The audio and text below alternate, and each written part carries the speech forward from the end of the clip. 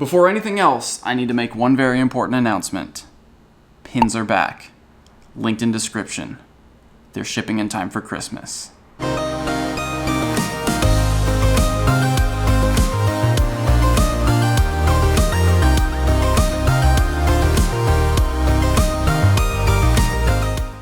Ladies and gentle trainers worldwide, this is it, the moment we've all been waiting for. It's the announcement of the moment we've all been waiting for. Earlier today, Pokémon GO tweeted, that's the Japan account, Pokémon GO tweeted in English, official Pokémon GO trainer battle announcement. Save the date, trainer, 12/4, December 4th. Are you ready?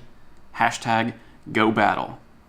Well, today, as you're watching this, is December 4th, and lucky for me, Niantic sent me an advanced copy of that Pokemon GO trainer battle announcement, so thank you, Niantic, for sharing this with me ahead of time, so I could have this ready for all of you right away. It's been a lot of fun pretending I don't know anything about PvP.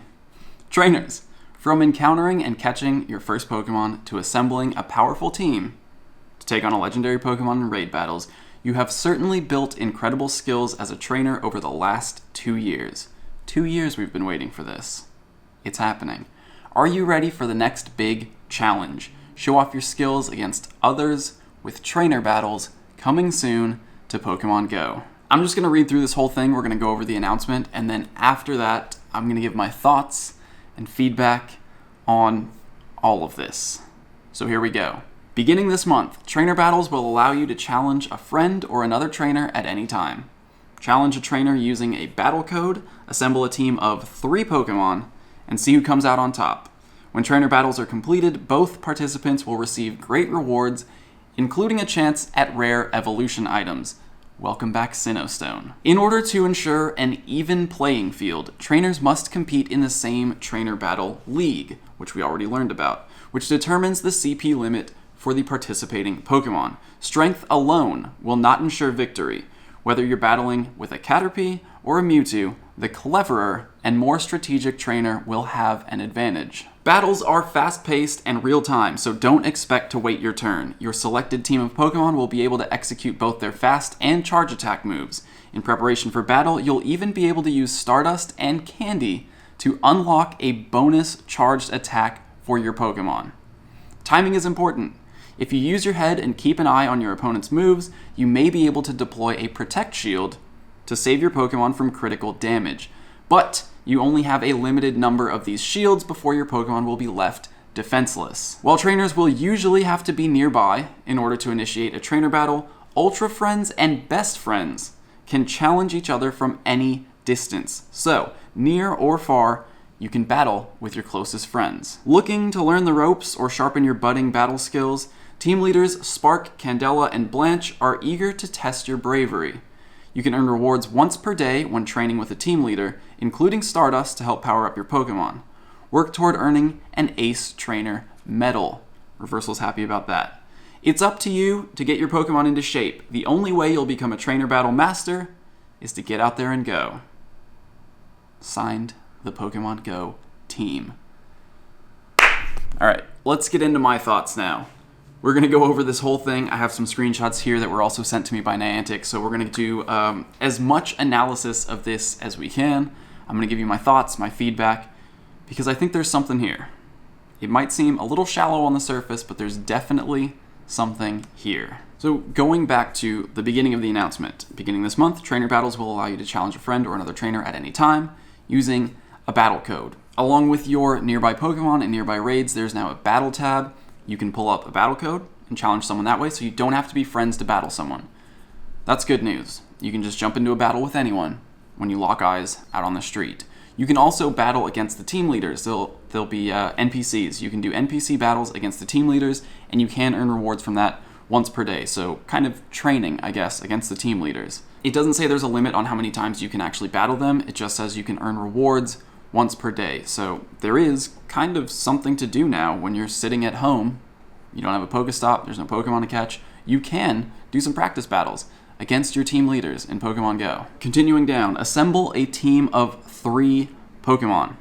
battles are going to be limited to 3 Pokemon. And we can see you're going to be able to create battle parties for each of the different leagues. Great League with a max CP of 1500, Ultra League where the max CP is 2500, and Master League where there's no limit on maximum CP. So teams of 3 Pokemon here. Not a full team of 6, teams of 3. Obviously, Niantic's whole goal with Pokemon Go and all of their games is to get you out and exploring and moving around and meeting people. So I think the limit of 3 Pokemon is to keep these battles moving quickly. They don't want you to sit there forever tapping at your screen.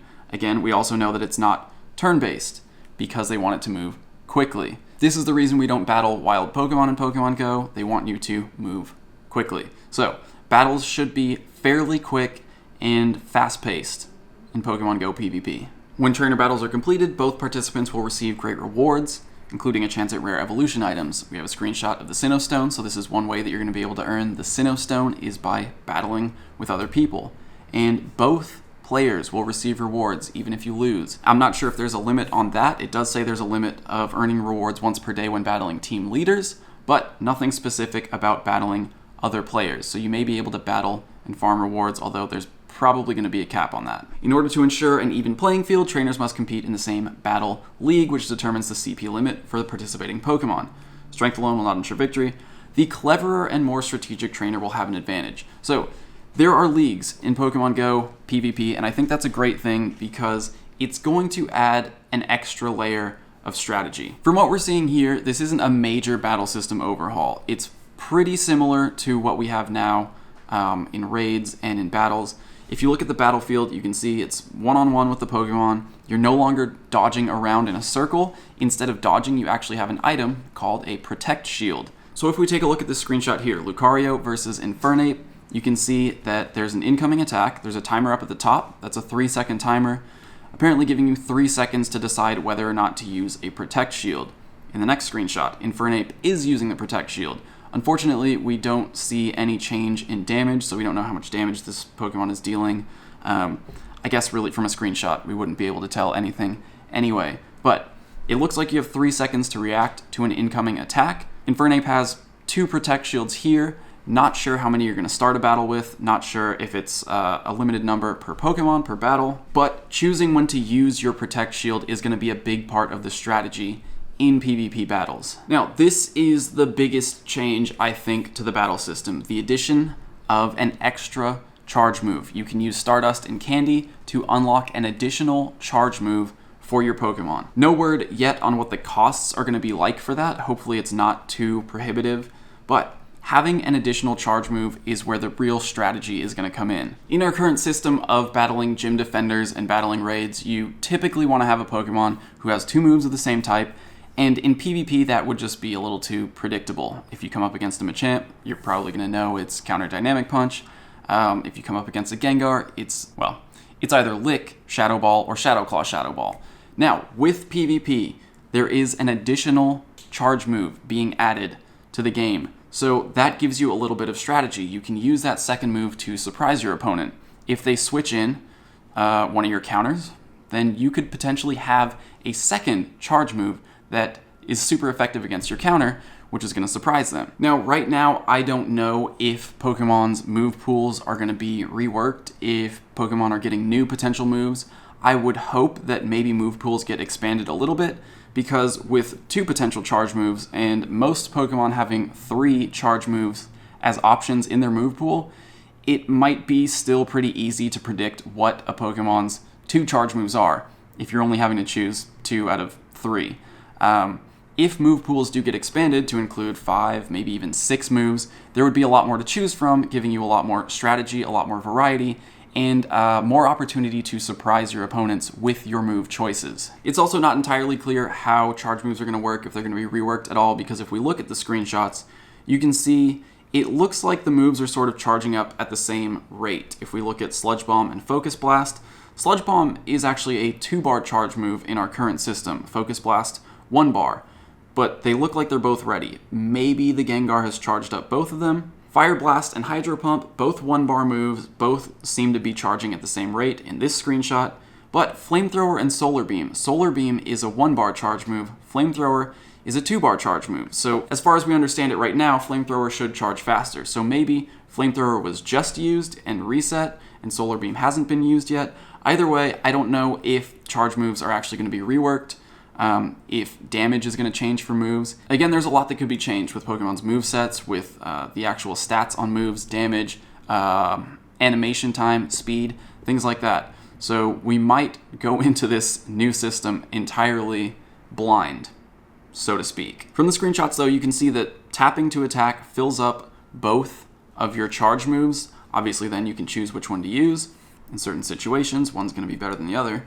Flamethrower against Lucario. Clearly, it's a steel type. Flamethrower is going to be super effective. Maybe that's why this Infernape just used Flamethrower, and Lucario is in the red on its health. Now, real quickly, let me just get through the rest of the announcement. You can battle Ultra and Best Friends from any distance, so that's good news. If you've been working on friendship with people remotely in other countries, people that you've met online, you will be able to battle them once you reach Ultra Friends, and that can be done at any time, apparently. Besides that, again, we see you can battle Spark, Candela, and Blanche, the team leaders, at a chance for rewards, and battling in PvP is finally going to increase your Ace Trainer medal. So, those of you who have been sitting at Silver or even Bronze on the Ace Trainer medal, it's back. Now's your chance. You can finally level up your Ace Trainer medal to Gold. I actually recorded another 20 minutes of me sitting here talking about all the ways that we can introduce additional layers of strategy to Pokemon GO's trainer battles to PvP, but that's another 20 minutes, and that's an entire video on its own, so that'll be coming soon. But in the meantime, I am curious to hear your opinions. I know there are a lot of people who wanted turn-based who are going to be disappointed, but to be honest, it was never going to be turn-based, and I've been saying that all along. This is a fast-paced battle system because this is a game where, well, Niantic wants to encourage you to keep moving. That being said, there's definitely enough here to get competitive, and by creating a competitive rule set, we can add more strategy to Pokemon GO trainer battles to PvP, and we're already doing it. Hit the link in the description, sylph.gg. Be ready, competitive's coming, and we're going to talk about it very soon in the next video. In the meantime, share your thoughts. I want to know how you feel about it. And if you're interested in having higher level discussion about competitive play and creating a competitive system and all the ways that we can maximize strategy and competition by implementing rules, there's a link in the description for you as well. I'll see you soon. We're talking more PvP in Pokemon GO.